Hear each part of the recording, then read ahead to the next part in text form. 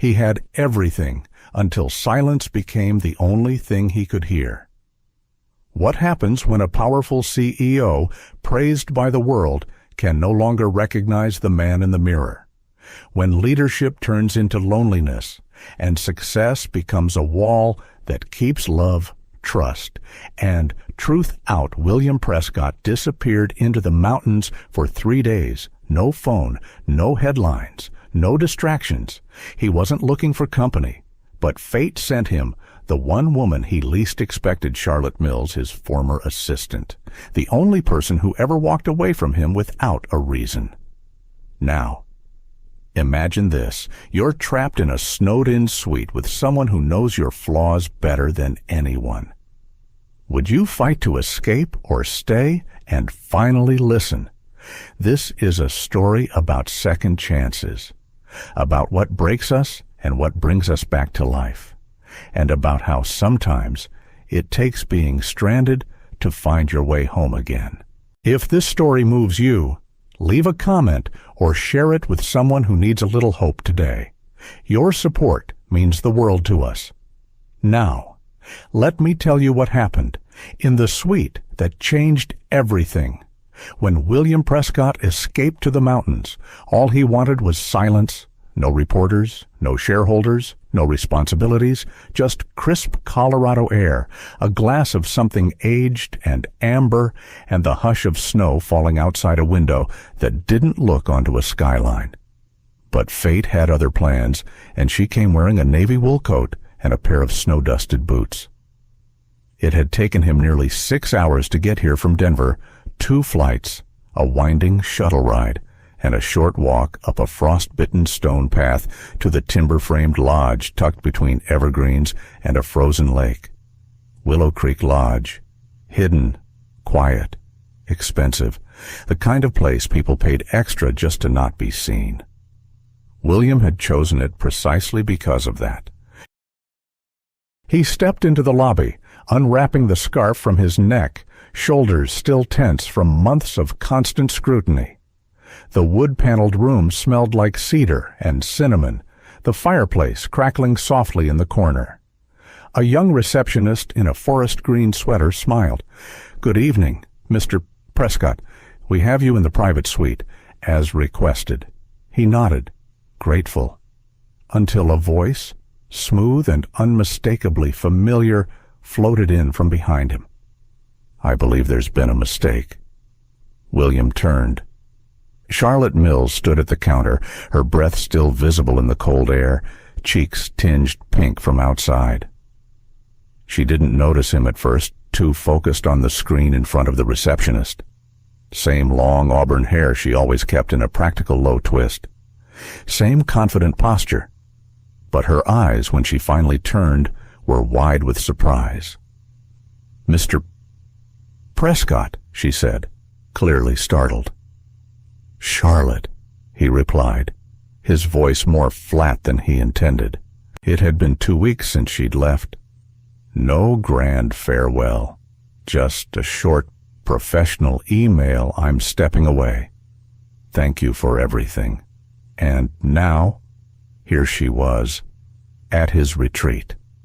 The receptionist looked from one to the other, clearly unsure. "You both have bookings under the name for the Lakeside Suite." William frowned. "That's not possible. My assistant confirmed this weeks ago." Charlotte pulled out her phone, and mine booked it through the retreat wellness program. "Fully confirmed. I even have the welcome email." They both leaned over the desk. 2 names, 2 bookings, 1 room, a long silence. The receptionist gulped.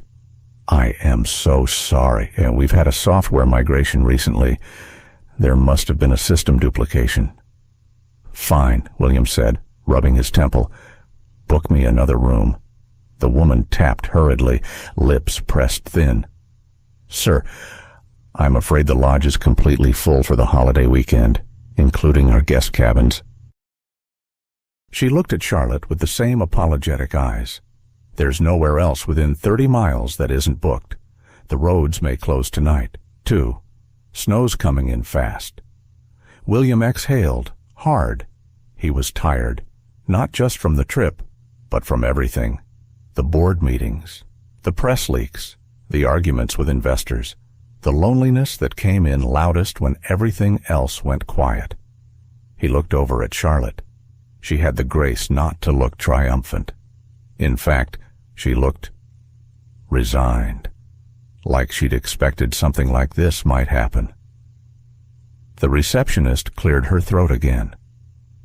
The lakeside suite has 2 bedrooms, separate bathrooms, a full kitchen, and separate sitting rooms. Technically, it could be shared, temporarily. Charlotte looked over at him. "I'm not leaving," she said calmly. "I came here for the same reason you did. Peace, rest, 3 days. That's all I'm asking." William's jaw tensed. He hadn't seen her since she walked out of the office.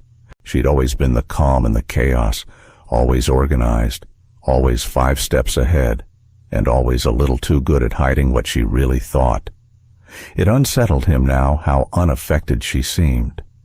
He gave a small nod to the receptionist. "Fine." The receptionist visibly relaxed and handed them 2 identical key cards. Suite 12, elevator to the right, 3rd floor. The ride upstairs was silent. The elevator hummed softly, filled with unspoken history. When the doors opened, Charlotte stepped out first, wheeling her small black suitcase behind her. William followed, slower, his steps heavy. She reached the suite door and paused, her key already hovering near the scanner. Then she turned back to him, eyes meeting his with a steady, unreadable calm. "Well," she said, her voice low but clear, "this should be interesting." And, just like that, she swiped the card, pushed open the door, and disappeared inside. Most people asked for raises, not exits. They negotiated titles, bonuses, extra vacation days. They didn't just leave, but Charlotte had, without noise, without bitterness, without explanation. And now she was settling into the far side of the suite, as if none of it mattered, as if the 2 years she'd spent managing his schedule, reading his moods, fielding press inquiries, and smoothing over shareholder meetings could be folded away like a scarf in her suitcase. William stood at the window, arms crossed, watching the daylight soften into a gentle gray. Outside, the clouds were thickening, painting the peaks in slow-moving shadows. He could hear the soft thud of Charlotte's suitcase wheels as she moved through the bedroom on the other side of the suite. The door clicked shut. He took a breath and sat in the armchair near the fireplace, the leather cold at first, but familiar. The room was spacious vaulted ceiling, a pair of deep couches, a writing desk near the balcony. It had been designed for privacy and comfort, which made the tension between them feel all the more absurd. She hadn't even looked surprised to see him, just calm. He couldn't decide if that irritated him or made him respect her more. His mind kept drifting back to her resignation. 2 weeks ago, he had walked into the office at 7:15, as always, coffee already brewed, folders arranged, calendar synced, but her desk empty. At first, he thought she was running late, but then Margaret from HR handed him the letter. Typed, dated, signed, simple and final. "I've decided it's time to move on. Thank you for the opportunity. I've learned more than I can say. No confrontation, no sit down, not even a goodbye lunch." He remembered calling her straight to voicemail.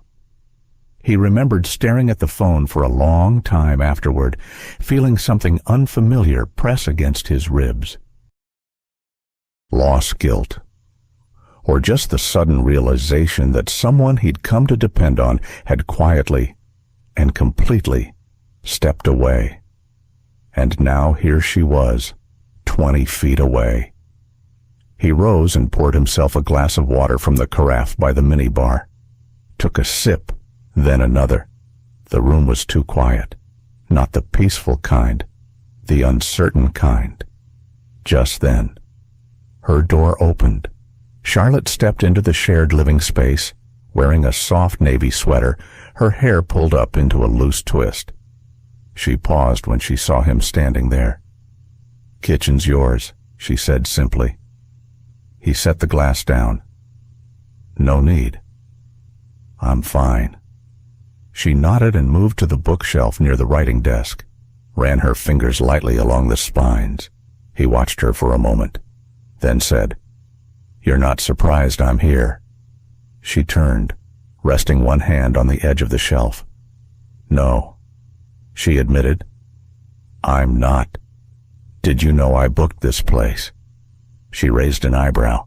"I booked it 6 weeks ago." "Maybe we just had the same idea." Then she paused, or maybe we both needed the same thing at the same time. He exhaled slowly, unsure what to do with that answer. They stood in silence for a moment, the fireplace flickering between them. Then, quietly, he asked, "Why did you really quit?" Charlotte's gaze didn't waver, but her fingers curled slightly against the edge of the shelf. She didn't answer right away. Instead, she turned and walked slowly toward the far window.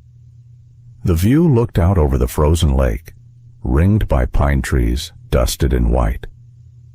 "It's not a simple answer," she said at last, her voice softer now. He waited. After a pause, she added, "But tonight's not the night for it." He felt a flicker of frustration, but he didn't press. The truth was, he wasn't sure he was ready to hear it. Charlotte looked toward the window again. Something outside caught her attention. William followed her gaze. Snow. It had started falling slow at first, then steadier. Big, soft flakes drifting past the glass like ash from a quiet fire. The forecast had mentioned flurries, but this looked heavier. Charlotte stepped closer to the glass. "I don't think we're leaving any time soon," she murmured. He joined her at the window. The parking lot below was already blanketed in white, tire tracks fading fast. "Guess we're stuck," he said. She glanced sideways at him, only for a few days. He nodded, but something in the way she said it made him wonder, stuck with the weather or stuck with what hadn't been said yet between them. He didn't ask. Not yet. Instead, he turned from the window and reached for the throw blanket on the couch, draping it over the armrest. "I'll take the left bedroom," he said. Charlotte gave a small nod. "That's fine." Then she walked back to her side of the suite, the door closing softly behind her. And outside, the storm continued to settle in. Outside, snow piled up in white silence. Inside, tension filled the room like static before lightning. The suite was warm, but the air between them felt brittle. One wrong word, and the whole thing might crack. William sat at the dining table, his laptop open, cursor blinking on a blank document. No emails were coming in, no news alerts, no ping from his calendar. The Wi-Fi had gone down with the storm, and his phone showed only a circle where the signal should have been. He tapped the screen again. Nothing. He leaned back in his chair, arms crossed, letting out a quiet sigh through his nose. He didn't mind silence, he thought he'd been craving it. But this wasn't peace. Across the room, Charlotte sat in a high-backed chair near the fireplace, legs curled under her, reading a hardcover novel. There was a cup of tea in her hands, steam rising in a slow spiral. She looked entirely at ease, the soft light of the fire flickering against her cheekbones. It annoyed him. No, it unsettled him. She had always been composed, but not detached. And now, here she was, 2 weeks after walking away from the job that had defined 5 years of her life, acting as if nothing had changed. William stood and crossed the room to the window. The glass was cold against his fingertips. The storm outside had thickened since morning. Snow now blanketed the pines like frosting, and the lake had vanished beneath white mist. Trapped. He turned around and looked at her again. Still reading, still calm, still Charlotte. And yet something about her had shifted. It was the way she didn't fill the silence, the way she didn't ask him about work, the way she didn't seem to need to say anything at all. He paced a little, walked toward the mini-fridge, then changed his mind. He opened a kitchen drawer, closed it again, finally, unable to sit still. He walked over to the fireplace, not to join her, but to be nearer. She didn't look up, just flipped a page. "You're enjoying this," he said, more statement than question. She glanced up briefly. "I'm reading a good book. What's not to enjoy?" He said nothing. She turned another page. William leaned against the fireplace mantel. "You've really moved on, haven't you?" Her hands stilled, fingers resting lightly against the paper. "I don't know," she said evenly. "Have you?" He let out a small, humorless laugh. "I'm not the one who left without a word." Charlotte closed the book then, set it gently on the side table. When she looked at him, her gaze was steady. "I left with a letter, a respectful one." "You know what I mean," he snapped. The heat in his voice surprised even him. She raised an eyebrow. "And what exactly? Do you think I owe you an apology? A breakdown? Some dramatic exit that would have made you feel less abandoned?"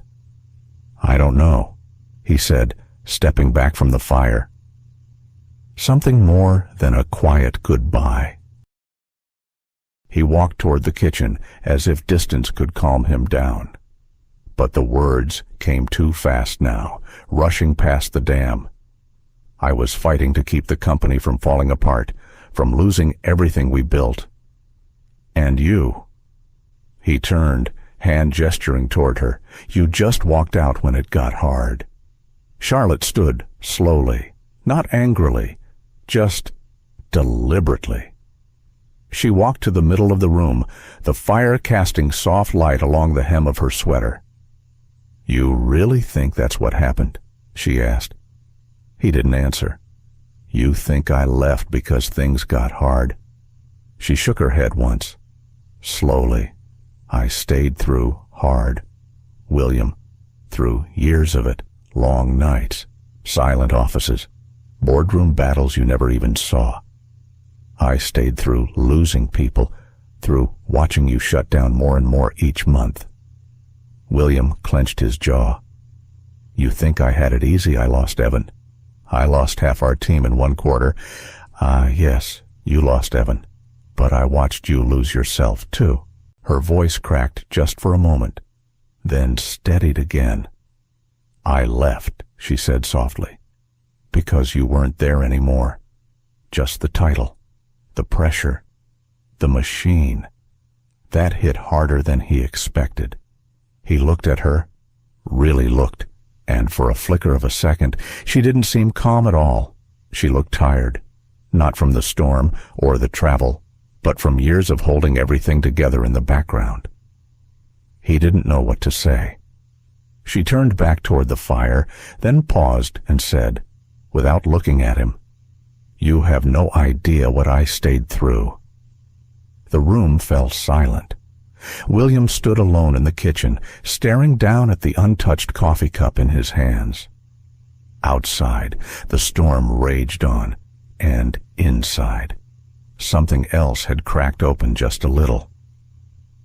It took a storm and a shared fireplace for them to stop speaking like boss and secretary and start speaking like two lost people. The lights went out just past 7. 1 second, the room glowed with the soft hum of electricity.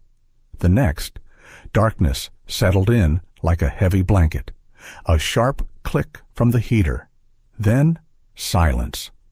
Outside, the wind howled against the windows.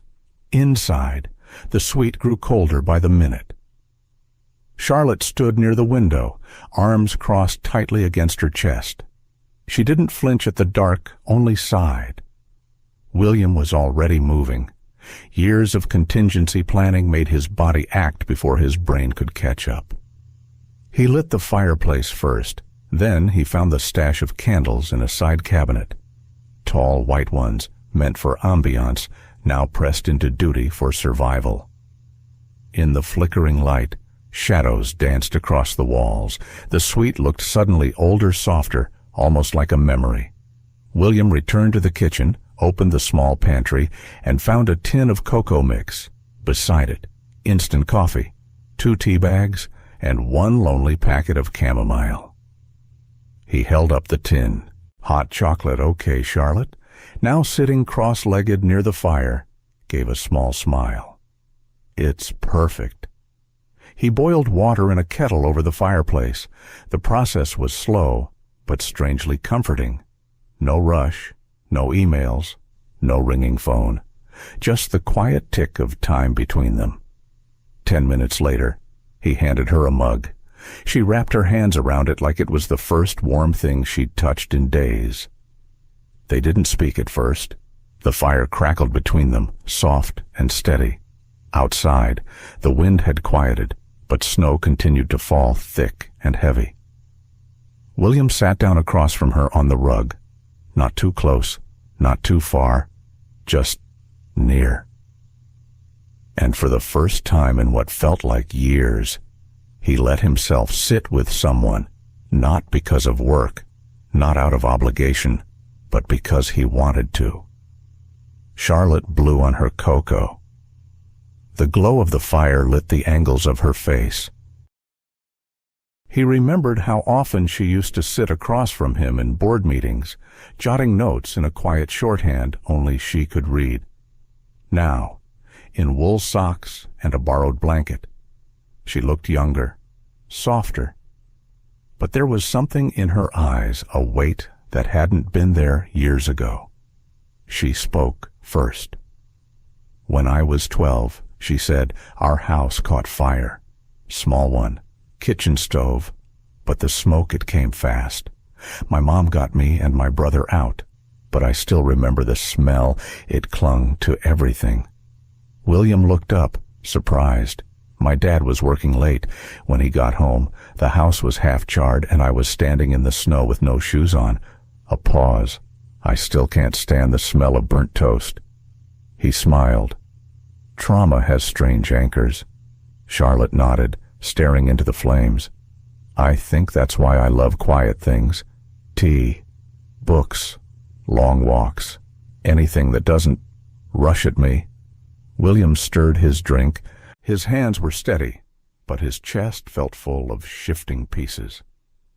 My mom died when I was 25, he said quietly, right before Prescott Digital took off. She looked up, surprised. I didn't know that. No one does. I kept it quiet. Didn't even miss a board meeting. Told myself I'd grieve later. That later never came. He let out a long breath, the kind that had waited too many years to be released. She never saw what I built. Or maybe she did, but from a distance I'll never understand. Charlotte didn't respond right away. Instead, she reached for a blanket and draped it across both of their legs. It was a small gesture, but in that moment it felt like something opened. Not romance, not nostalgia, just the tenderness of two people finally removing their armor. I haven't had a real conversation in months, William said suddenly. His voice wasn't bitter, just raw, like he'd said it out loud for the first time. Charlotte looked over at him, her eyes calm but sharp. Then, why are you always surrounded by people? It wasn't an accusation, more like a question that had waited too long for an answer. William stared into the fire. Its glow flickered in his eyes. Outside, the storm was still falling, but inside, the air felt warmer now, not because of the heat, but because something else had started to melt. Sometimes it isn't the silence that hurts. It's the echoes.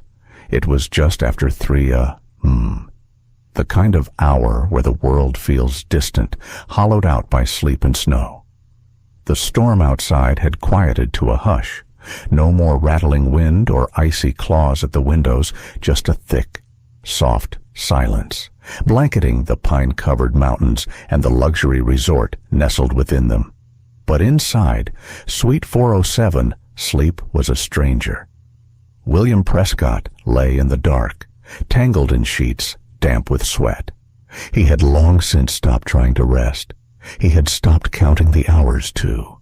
Tonight, like so many nights before, the dream had come again, not just a memory, but a full-bodied assault on his senses. The screech of tires on wet asphalt, the violent twist of metal, the scent of burning rubber, blood, and broken things. And always, always the last sound, his own voice calling Mark's name into the wreckage. He rose from bed, chest tight, footsteps unsteady. Crossing the room, he grabbed the throw blanket from the end of the couch and wrapped it around his shoulders. The fire in the hearth had gone to embers. The shadows on the wall danced slowly, as if swaying to music no one else could hear.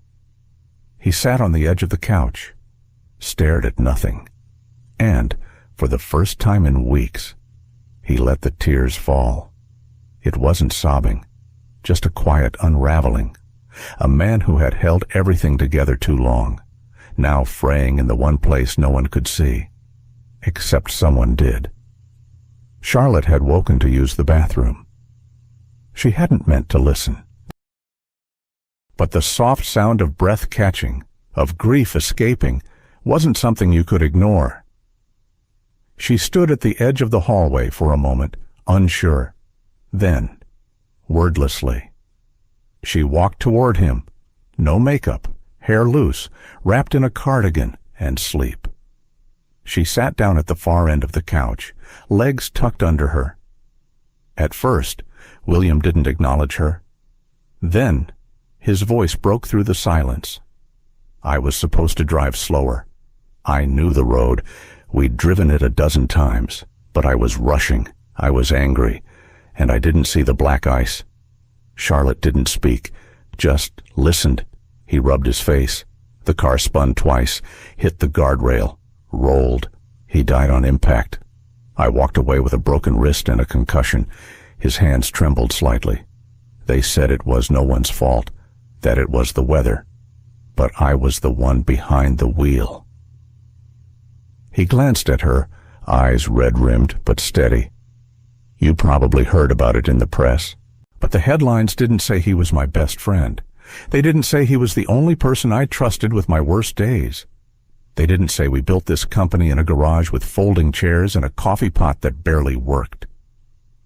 Charlotte's eyes softened. He continued, since the accident, I've been moving through life like a ghost. I sit in boardrooms and I give speeches. I sign deals worth millions, but none of it feels real, because he should have been there. He paused, swallowed hard, and I think the worst part is no one asks anymore how I'm doing with it. Like a year passed, and the world moved on, but I didn't. For a long time, Charlotte said nothing. Then, slowly, gently, she placed her hand on his shoulder. It wasn't a dramatic gesture, just presence, weightless, yet grounding. He didn't flinch. Instead, he reached up and held her hand in his. It was the first time since she'd walked away from Prescott Digital that they had touched. Not in passing. Not in formality, but as two people carrying things too heavy to carry alone. They stayed like that for a long time. Charlotte didn't press him for more, didn't offer shallow comfort. She simply stayed. As the fire gave its last flickers, and the light of dawn began to rise beyond the frosted windows, through the trees, thin threads of soft gold pierced the branches, lighting up the fresh snow in slow waves. And still, they sat. William's breathing had steadied, his shoulders no longer curled under the weight, and for the first time in many months, He looked like a man who had stopped running just for a moment.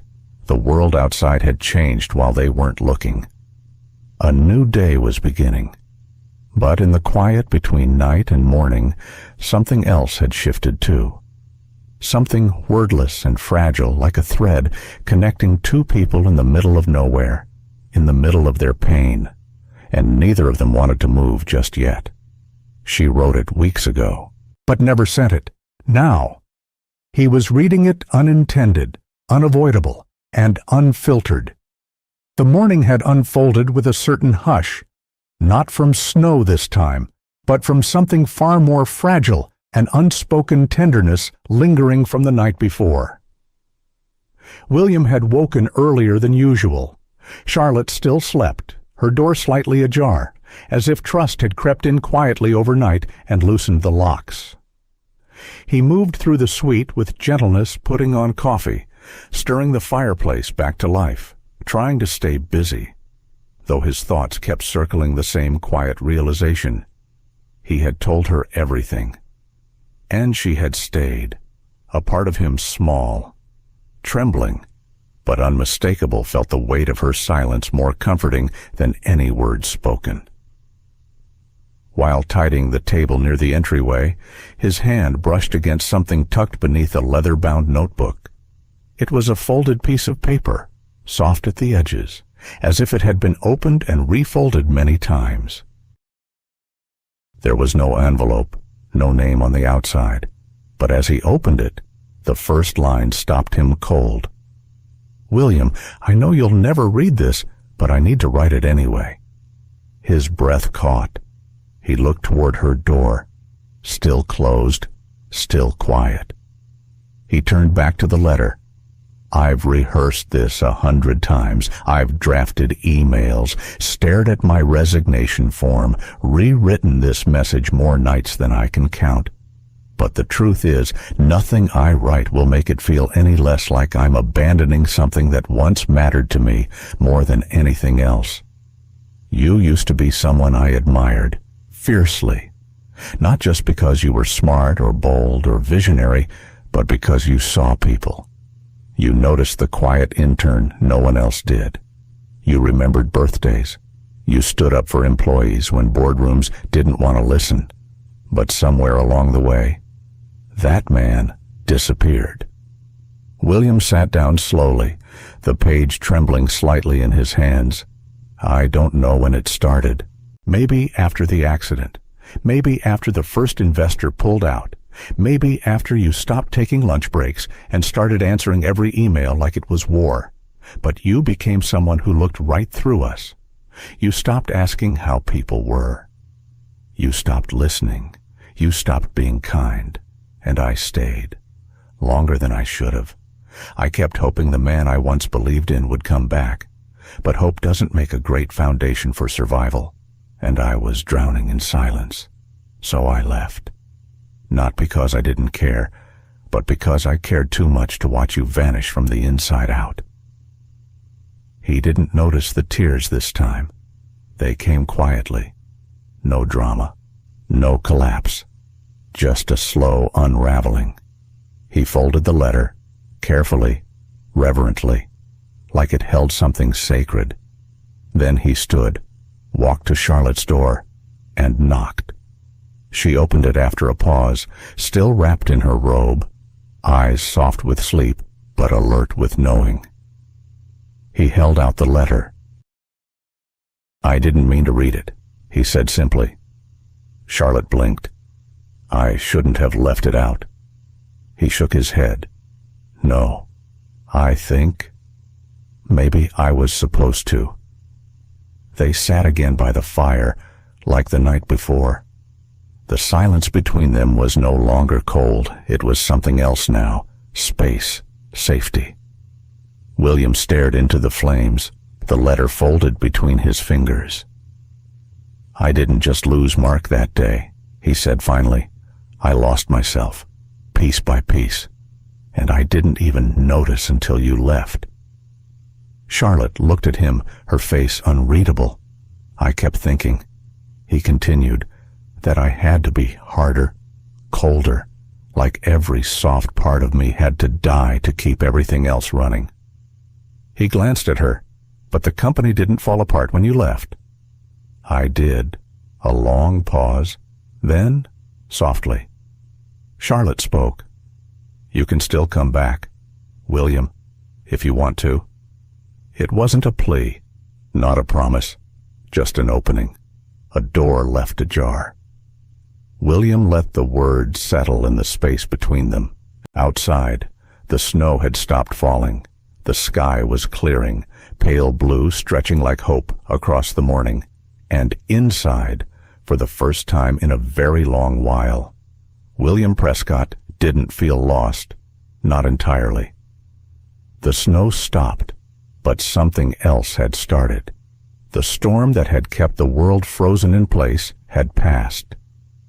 Outside the suite's tall windows, the morning sun stretched gently across a landscape that looked freshly painted snow piled high on evergreen branches, the lake in the distance a shimmering mirror of silver and blue. The resort grounds were hushed, not from danger now, but from awe. Inside, it was equally quiet, but not with tension this time. Only stillness. Gentle. Kind. William stood in the kitchen, pouring 2 mugs of coffee. The rich aroma wrapped around him like a memory of early days, of long nights spent building dreams, before the world became a battlefield of deals and deadlines. Charlotte emerged from her room already dressed, her dark green coat zipped to her chin. Her cheeks were flushed, not from cold, but from something else, something that had slowly taken root in the quiet space between them. Still planning to go for that walk, William asked, offering her one of the mugs. She nodded, cupping the warmth in both hands. It's too beautiful not to. He hesitated. Then, mind if I join you? They stepped outside together, boots crunching against packed snow, their breaths making soft clouds in the winter air. The trail behind the resort was blanketed in fresh white, leading toward the lake like a path through another world. For a while, they said nothing. It wasn't awkward. It was sacred. Each step forward felt like shedding something old. When they reached the lake, they paused at the edge. The water was completely frozen now, its surface rippling with sunlight like glass, just beginning to thaw. Charlotte turned toward the open expanse and spoke softly. I've been working on something, she said, before I left Prescott Digital. And more seriously since. William kept his eyes on her. Listening. It's a platform. A community. Really. For people who've been left behind by the job market, people in their 50s, 60s, laid off, overlooked, they still have talent, loyalty, drive, but no one gives them a chance anymore. She brushed snow off a nearby bench and sat, motioning for him to join her. I call it second light. William raised an eyebrow. That's beautiful. I wanted it to feel like something hopeful, something you find when the first light goes out. She smiled quietly. I help match people with small businesses that need wisdom, mentorship, stability, not just speed and youth. And I'm building a network of apprenticeships, not for kids, but for grown-ups who want a second start. William looked out at the lake. It reminded him of boardrooms he'd sat in, full of suits and metrics people too busy chasing the next quarter to see the lives unraveling beneath their decisions. That's extraordinary, he said, after a long pause. Charlotte shook her head lightly. It's just necessary. He turned to face her, more open than he had been in days. Why didn't you ever tell me about this before? She tucked a strand of hair behind her ear. Because you weren't listening. Not really. Not then. She didn't say it with bitterness, just truth. William nodded slowly. He deserved that, and something in him, something that used to listen, was finally returning. You know, he said, voice lower. for a long time. I told myself I was helping people, creating jobs, advancing tech, solving problems. But somewhere along the way, I started building walls instead. She didn't interrupt, just let him speak. I didn't notice who those walls kept out, or who I became inside them. Charlotte looked at him, eyes soft with something that might have been forgiveness, or recognition, or both. Then he asked, "Do you think there's still a version of me worth saving?" His voice didn't tremble. It didn't ask for pity. It asked for truth. Charlotte didn't rush. She let the question breathe. She stood, brushed snow from her coat, and walked a few steps toward the lake's edge. Then, turning back to him, she extended her gloved hand. He took it, and they stood there, hand in hand, in the middle of a frozen world that somehow was beginning to thaw. Above them, the sun burned brighter. Somewhere in the woods, a bird sang, and in the stillness, William felt it. Not redemption, not yet, but the first step toward it. He had led thousands, built an empire, but now all he wanted was to learn how to simply be. The morning sun stretched across the snowy pines like a whispered promise of something simpler. William sat by the window, phone buzzing silently in his hand. The screen lit up with a name he knew too well, board chair. Urgent. He didn't answer. Instead, he powered it off. It was the first time in 15 years he'd ignored a call like that. And the strange thing was, he didn't feel fear. He felt breath. Behind him. Charlotte was in the kitchen humming softly, stirring something warm on the stove. The scent of cinnamon and oats filled the air. Comfort food, no room service, no chef, just something handmade, for no reason at all. "Breakfast is almost ready," she said, turning with a small smile. He nodded, still staring at the dark screen of his phone. Then, slowly, he set it down, face down. They ate in silence, but not the kind that needed fixing. It was the silence of two people beginning to understand that time, when shared intentionally, does not need to be filled. After they cleaned up, Charlotte pulled on her gloves to go check on the small bookshed tucked behind the resort, a little side project she'd taken on during her time off. William stayed behind, but something stirred in him. He walked to the coffee table where she'd left a file folder yesterday. He hadn't opened it then. He did now. Inside were pages of her business plan. Second Light. Notes scribbled in the margins, ideas for funding models, partnerships, user experiences. She had built this quietly, with care, without him, and yet, somehow, it felt like something he wanted to be part of, not to lead, not to shape, but simply to support. That afternoon, when she returned, he was waiting with a mug of tea for her and a folded slip of paper. She opened it. A short note. In his handwriting, "I'd like to invest in this. No board seats, no press releases, just belief. W." She looked up, eyebrows raised. "I'm not offering as Prescott Digital," he clarified. "This isn't about building another empire. I just want to help good things grow, quietly." For a moment, she didn't say anything. Then, "That's the best kind of help." That evening, they sat down to a simple dinner: grilled vegetables, lentil stew, a loaf of crusty bread she'd baked from a resort recipe book. No suits, no email alerts, no labels, just two people, eating together. The conversation wandered books they loved, towns they dreamed of living in one day, what it meant to truly start over after 40, and then, somewhere between dinner and dessert. Charlotte stood and crossed the room to a small bag by the fireplace. "I've been meaning to give you this," she said, returning with a wrapped package. He took it carefully, unfolded the paper, and revealed a hardcover book, worn at the edges, but clean. The title read, A Man Called Hope. He traced the letters with his fingers. "I've read it at every low point in my life," she said quietly. "Not because it fixes anything, but because it reminds me that broken doesn't mean finished, and that sometimes it's okay to be just a man. Not someone's answer, not someone's leader, just a man." He opened the cover. Inside, in her handwriting, was a simple inscription. "To the version of you you forgot was still inside." He closed the book gently, letting out a breath he didn't realize he'd been holding. No one had spoken to him like that in years. Not since his mother passed. Not since before the boardrooms and the billion-dollar valuations.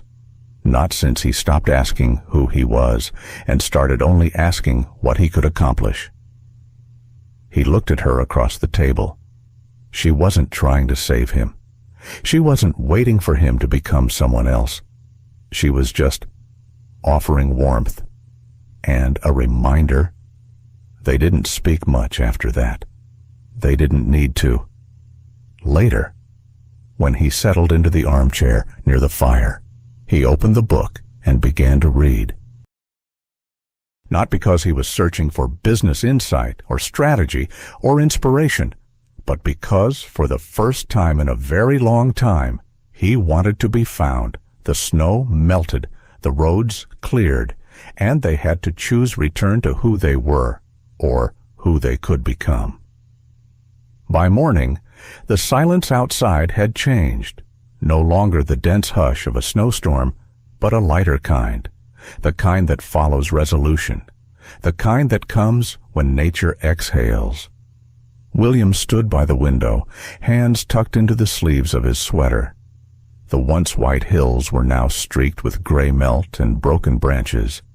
Patches of earth peeked through like forgotten memories. A soft ping came from the resort's tablet on the kitchen counter. He didn't rush to read it. Somehow, he already knew what it said. Main road cleared. Snowplows have finished. Guests may depart today if ready. 2 days ago, he might have welcomed that message like a life raft. But now, it sat heavy. Charlotte stepped out from the bathroom, towel drying the ends of her hair. Her duffel bag lay half-zipped on the bed. She hadn't said much that morning, neither had he. They had fallen into a rhythm over these days, one without titles or schedules or guarded distance. Now, with the snow melting, the rhythm felt fragile. "Coffee's still hot," William murmured, finally breaking the quiet. "Thanks," she replied, her voice low and steady. She didn't meet his eyes. He turned toward the fireplace where the embers still glowed from their late-night conversation. Last night had peeled something open between them, something tender, uncertain. And now the day was asking whether they'd close it again. He wandered back to the table, opened his laptop, and stared at a blank screen. Not work emails, not the hundreds of waiting messages, just a new draft. He began typing. To Bordeaux Prescott Digital.com subject direction. I've made decisions lately that weren't just about profit. I've been reminded what leadership really means, what presence really means. Maybe it's time he stopped, backspaced half a line, typed again. Maybe it's time to build a company that serves people, not just numbers. He sat back in the chair, then hovered over send. But he didn't click it, not yet. Instead, he saved the draft and closed the screen, as if even that small step was enough for today. Across the suite, Charlotte zipped up her bag. She folded her sweater slowly, smoothing the sleeves like she didn't want to crease a memory. William watched her, unsure of what to say. Every word that came to mind sounded too final, or too fragile.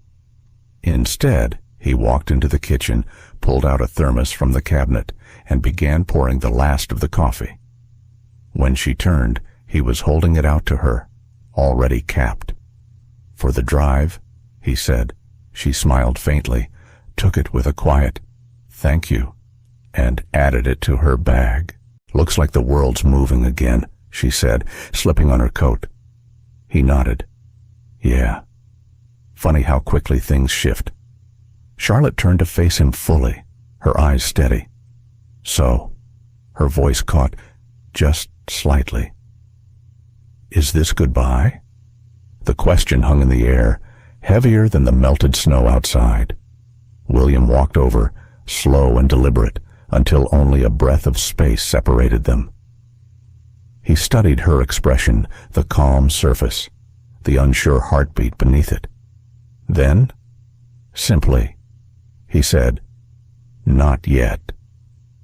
Charlotte didn't smile, but something softened around her eyes. She didn't press further, didn't ask what came next. Instead, she reached for her gloves and pulled her scarf tighter around her neck. William grabbed his coat, shrugged it on, and opened the front door. Outside, the path to the main road was visible now, muddied, thawed, imperfect, like a life just beginning again. They stepped out together, bags in hand. The wind had lost its bite. The air smelled like wet pine and earth and something unspoken between them. As they loaded their bags into separate cars, neither of them said, "I'll call you," or "Let's talk soon." Instead, Charlotte paused before climbing into the driver's seat, turned back toward him, and asked gently, "You'll be okay?" William looked at her for a long moment. "I'm getting there," he said, "and if I get lost again, I know where the trail picks up." Charlotte gave a single, knowing nod, then closed the door. Her car pulled away slowly, tires crunching over soft snow until it disappeared around the bend. William stood in the driveway a moment longer, hand resting on the handle of his own car. Inside his coat pocket, the unsent email weighed heavy on his phone, but somewhere in his chest, something felt lighter. He looked up at the sky blue, clear, open, and finally stepped forward. It came on a Monday. No subject line, no signature, just a few quiet words that changed everything. Charlotte Mills opened her inbox like she always did, between bites of toast and the hum of a quiet Denver morning. She wasn't expecting anything remarkable. Her week was already full of interviews with former factory workers, a new batch of matches for her mentorship program, and edits on the landing page for Second Light. The usual, purposeful, quietly fulfilling, but there it was, tucked between a logistics update and a newsletter from the local co-op. No subject, from William Prescott time, 6:12 a.m. She hesitated, then clicked. The message was short, just 3 lines, not a CEO, just a man who wants to learn how to live again. Can I see you not for business, not for investment, just because I miss you? She stared at the words, still cradling her mug of tea. The city outside was waking up, horns honking, dogs barking, life moving forward. She read the message again, then once more. A week had passed since the mountain. 7 days since the snow melted, the roads cleared, and he said, "Not yet." Now, it seemed, yet had arrived. They met at a small cafe tucked between 2 bookstores on 7th Avenue. Not fancy, not curated, just warm and lived-in wooden beams, stained mugs, a sleepy jazz station playing low in the background. Charlotte had picked it intentionally. It wasn't a place for power moves or networking. It was a place where people remembered your order and asked about your dog. She arrived first, ordered a black coffee for him, oat milk latte for herself, chose a table by the window. When he walked in, she saw him before he saw her. No coat and tie, no leather laptop bag, just a navy sweater, worn jeans, and the expression of a man who had walked through something and come out quieter. Their eyes met. No words yet, just something passed between them. Recognition, maybe, or relief.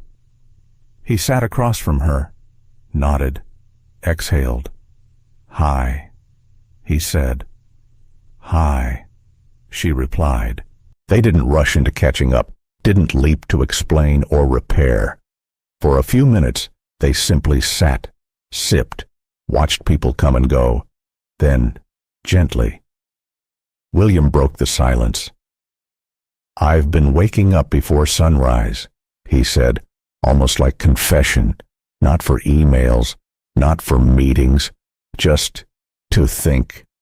Walk a little. Sometimes just sit on the floor and do nothing. Charlotte smiled. That's more impressive than any quarterly report. He chuckled, felt like learning to breathe again. At first, it terrified me. She nodded, understanding. I also unsubscribed from everything, he added, even from my own company's updates. Radical, she teased. He leaned back, watching the steam rise from his cup. I've started reading again, too. Finished A Man Called Hope, twice. Her smile softened. There was a line, he said, about how healing isn't loud. It doesn't announce itself. It just waits for you to be quiet enough to notice. Charlotte looked down at the notebook she'd brought. It sat closed beside her, leather cover smooth from years of use. She reached for it, opened to a bookmarked page, then turned the notebook around so he could see. At the top of the page, in her handwriting, were the words, "Sweet Conversations, a podcast about second chances." William's eyes widened, then narrowed with quiet amusement. "You're serious? I've been thinking about it since we got snowed in," she said. "The stories people carry, the pivots we don't talk about, the way people rebuild, not at 20, but at 50, 60, after divorce, after illness, after losing everything." She paused. "I think the world needs to hear those." William studied the title again. "Sweet Conversations?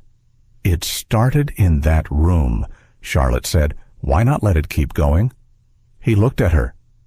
"Are you asking me to be your first guest?" "No," she said with a twinkle. "I already recorded the first episode this morning." "You're guest number 2. He laughed full, deep, unguarded, the kind of laugh that made heads turn slightly in the cafe. "I'd be honored," he said. Charlotte leaned forward, elbows on the table.